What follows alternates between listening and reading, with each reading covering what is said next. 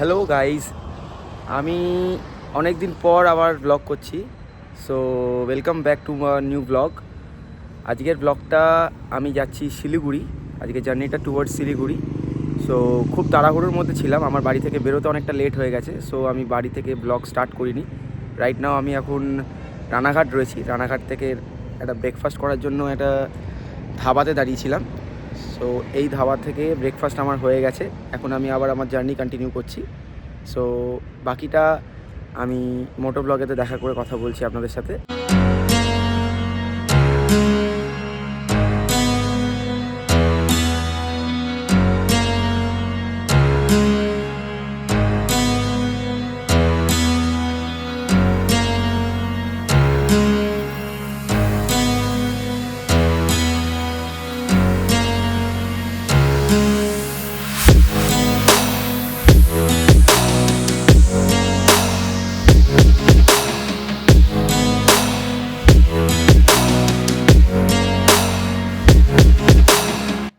বেরিয়ে পড়েছি রানাঘাট থেকে বেশ অনেকক্ষণ আগে।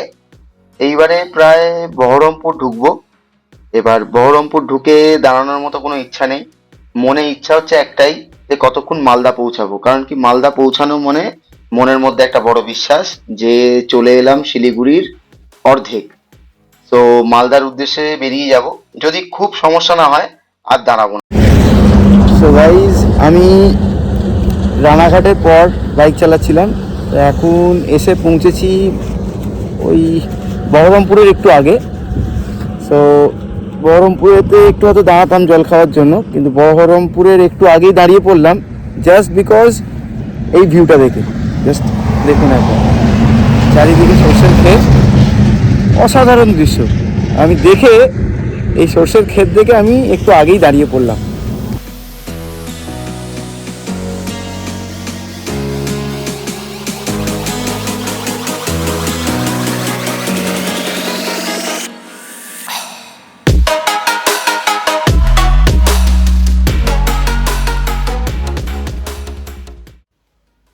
বহরমপুর পেরিয়ে এলাম, বেশ খানিকটা পথ হয়ে গেল। এইবারে আগামী গন্তব্যস্থল হচ্ছে ফারাক্কা ব্যারেজ। রাস্তা দেখতে পাচ্ছ সবাই, প্রচণ্ড ভালো। আপ টু ফারাক্কা খুবই ভালো রাস্তা, মাঝে মধ্যে একটু আধটু খারাপ তো থাকেই, কিন্তু আপ টু ফারাক্কা অত্যাধিক ভালো রাস্তা।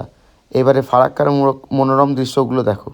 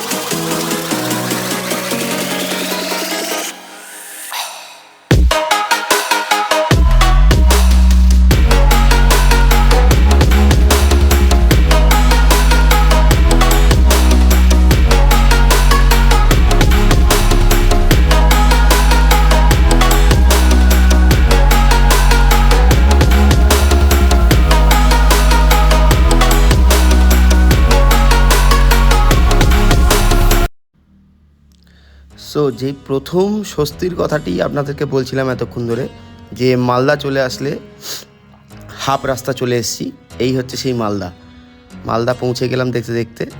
কিন্তু মালদার এই যে ভিড়ভাড়টা আপনারা দেখতে পাচ্ছেন, এই ভিড়ভাড়টার মধ্যে আমি দাঁড়াবো না। কারণ কি, আমি বাইক নিয়ে আছি। বাইক রেখে কোনো যদি হোটেলের মধ্যে খেতে ঢুকি সমস্যা হতে পারে, বিকজ আমার বাইকের মধ্যে লাগেজগুলিও আছে। সো আমি চেষ্টা করব এই মালদা টাউনটাকে বাইপাস করে একটু এগিয়ে গিয়ে কোথাও যদি কোনো একটা ভালো সেফ ধাবা দেখি, সেই ধাবায় দাঁড়িয়ে খাবার খাবো। বন্ধুরা, বেরিয়ে পড়েছি মালদা থেকে ডালখোলার উদ্দেশ্যে। লাঞ্চটা আমি সেরে ফেলেছি মালদাতেই। তোমরা যখন আসবে তখন কিন্তু বিশেষ করে খেয়াল রেখো যে রাস্তা যখন তোমরা গাড়ি চালাবে, প্রচুর কুকুর কিন্তু রাস্তা পারাপার করে। আর আমার এত দূর পথ চলায় আমি এইটা দেখে বুঝতে পারলাম যে প্রচুর মৃত কুকুর পড়ে রয়েছে হাইওয়ের ওপরে বা হাইওয়ের ধারে, যারা চার চাকা ধাক্কা মেরে চলে গেছে যাদেরকে। বন্ধুরা, তোমাদের সাথে এই কথোপকথনের মাঝখানে কলকাতা থেকে ডালখোলা পৌঁছে গেলাম। এই যে চলে গেল ডালখোলার বোর্ড। তোমরা যদি বাই রোড আসো, ঠিক এই পয়েন্ট থেকে, এই মোড়টা থেকে তোমাদেরকে একটা রাইট টার্ন নিতে হবে এই ব্রিজটার তলা থেকে। তো তারপরে হাইওয়েটা চেঞ্জ হয়ে যাবে। এই যে হাইওয়েটাতে তোমরা পড়লে, এই হাইওয়েটা স্ট্রেট তোমাদেরকে নিয়ে যাবে শিলিগুড়ি ফুলবাড়ি মোড়। ফুলবাড়ি মোড় থেকে তোমাদেরকে লেফট টার্ন নিতে হবে। তো এই হাইওয়েটাতে তোমাদেরকে কন্টিনিউ করতে হবে ফর দি নেক্সট 127 কিলোমিটার। বন্ধুরা, মালদা থেকে বেরোনোর পর ডালখোলার উদ্দেশ্যে আমি সেরকম বিশেষ কোনো ব্রেক নিইনি। ইচ্ছা ছিল যে ডালখোলায় ঢুকে একটু রেস্ট নেব, আর তারপরেই শুরু করব আমার পথের শেষ জার্নিটা, যেটা হচ্ছে শিলিগুড়ি। এই গাইস, এখনকার কারেন্ট আপডেট হলো আমি 7:45 নাগাদ, মানে 7:45-এ আমি ডালখোলা এসে পৌঁছেছি। মালদা থেকে বেরিয়েছিলাম 5টার সময়। সো মালদাতে আমি দুপুরবেলা লাঞ্চ করেছি। দুপুরবেলা তো লাঞ্চ হয়ে ওঠেনি, ওই বিকেলবেলা হয়ে গেছে। তো ওখান থেকে লাঞ্চ করে বেরোলাম, বেরিয়ে আমি এখানে পৌঁছালাম 7:45-টার সময়। এখানে খানিকক্ষণ ওয়েট করলাম, একটু রেডবুল খেলাম, হ্যাঁ, যাতে ঘুম না আসে। তো এখান থেকে শিলিগুড়ি শো করছে অ্যানাদার 130 কিলোমিটার্স। সো আমি এখান থেকে আবার স্টার্ট করছি। এই যে বাইক দাঁড় করানো রয়েছে, তো এখান থেকে আবার স্টার্ট করব, দেখি কতক্ষণ লাগে। বাট ডালখোলা অবধি প্রচণ্ড ভালো রাস্তা, প্রচণ্ড ভালো রাস্তা। As a biker, as a rider, মানে I really appreciate the road. এত সুন্দর রাস্তা। রাত্রির হয়ে গেছে আফটার মালদা। আমি যখন মালদা থেকে গাড়িটা ছাড়ি, তখন মোটামুটি মালদা ছাড়ার ওই 10-15 মিনিট পরই সানসেট হয়ে গেছে পুরোপুরি। ইট ওয়াজ ডার্ক অ্যান্ড এত ভালো রাস্তা, I was able to maintain a speed of 80 to 90 easily, চোখ বন্ধ করে খুব ভালোভাবে স্পিড মেনটেন করতে পেরেছি। ডালখোলা অবধি খুব সুন্দর পৌঁছেছি। এখন জানি না, আমি লাস্ট এসেছি এই রুটে এই বাইকটা নিয়েই 2021-এ গুরুদংমার করতে এসেছিলাম। তো তখনকার রোড কন্ডিশনটা একটু আলাদা ছিল। বাট আমি এখন জানি না যে এই 4 বছরের মধ্যে কী চেঞ্জেস এসছে। হ্যাঁ, বাট যেটুকুনি দেখতে পেলাম সেটা তোমাদেরকে আপডেট করলাম, যে ডালখোলা আপ টু ডালখোলা অবধি যেই রাস্তাটা এতটা ভালো ছিল না, তখন তৈরি হতে দেখেছি আমি, বাট এখন পুরোপুরি তৈরি হয়ে গিয়ে ইট ইজ অসাম। অ্যান্ড এখন ডালখোলা টু বাগডোগরা কেমন রাস্তা পাই সেটা দেখি। হ্যাঁ, বাগডোগরার আগে পরের রাস্তাটা ভালো ছিলই, যেখানে টি গার্ডেন দেখা যায় দু সাইডে। এখন তো রাত্রির হয়ে গেছে, আমি দেখাতে পারবো না আপনাদের। দেখা করছি মোটর ব্লগিং সেটআপে। বন্ধুরা, খুবই দুঃখের সহিত জানাচ্ছি, এরপরে আমি আর কোনো রকম কোনো মোটো ব্লগ করতে পারলাম না। শুধুমাত্র ওই যে 120-30 কিলোমিটারের যে প্যাচটা, এই প্যাচটা এতটাই বাজে ছিল, পুরো রাস্তাটা ভাঙা। তার মধ্যে একটা ছোট 20 কিলোমিটারের একটা প্যাচ আছে, যেটা বিহারের মধ্যে দিয়ে পাস হচ্ছে।